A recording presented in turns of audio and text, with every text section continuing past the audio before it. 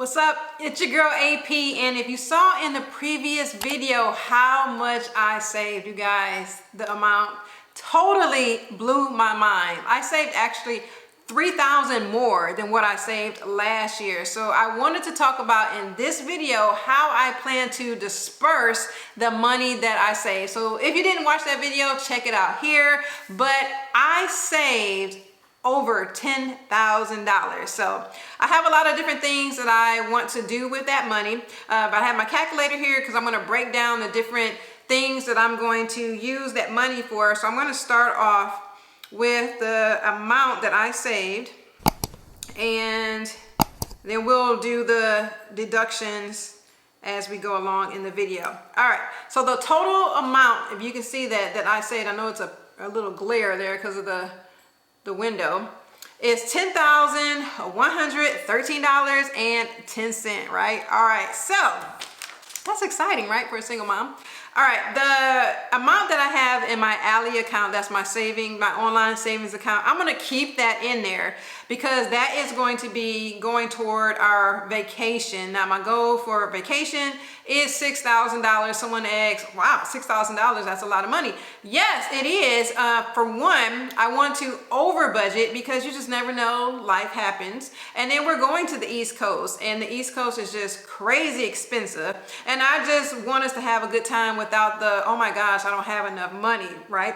All right, so in the Ally account, the online account is $5,058.92. All right, see if you can see that. Sorry about the glare. All right, so that brings the total to $5,054.18. So I have my paper here so I don't mess up. All right, next, for Christmas, so the boys are getting $300 apiece, and then I'm giving other gifts and some stocking stuffers and for Bella. So the total amount for that will be $950. So we're gonna subtract that. So we're down to here. All right, now I'm gifting 2 people some money, and that total will be $500. So we're gonna deduct that amount. So I'm down to $3,604.18.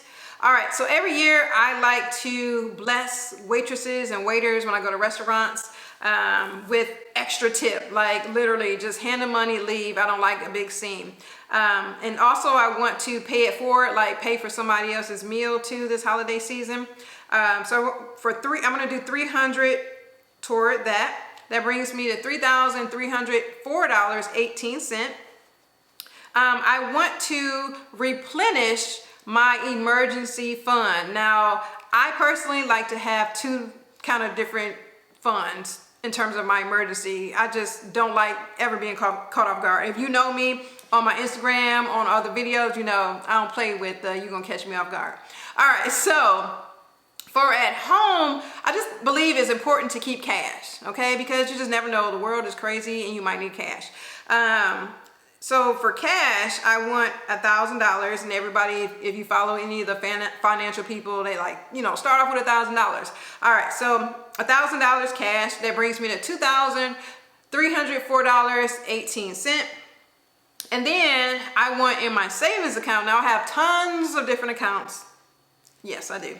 But for my main checking and saving account, I want to have $1,000 as well, and that one is attached to my checking account, so if something happens, it's another buffer, right?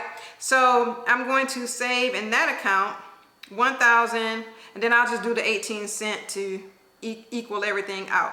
So I'm down to $1,304. All right, recently the boys played a game. You can check that out on my social media, and it's basically you put the money down on the counter and you try to put the money with a spatula while blindfolded into a container. Whatever you get in the container, you get to keep, right? Fun game, you should try it. So the boys, the total for that, they were able to take away $93. So that brings a total of $1,211. All right, so my son's birthday had passed, and so I want to gift him $300. So I'm going to take it out of there, and that brings me my total to $911. All right, so I have some sinking funds, and I talked about in a previous video, you can check it out here, the different sinking funds that I am saving toward, okay?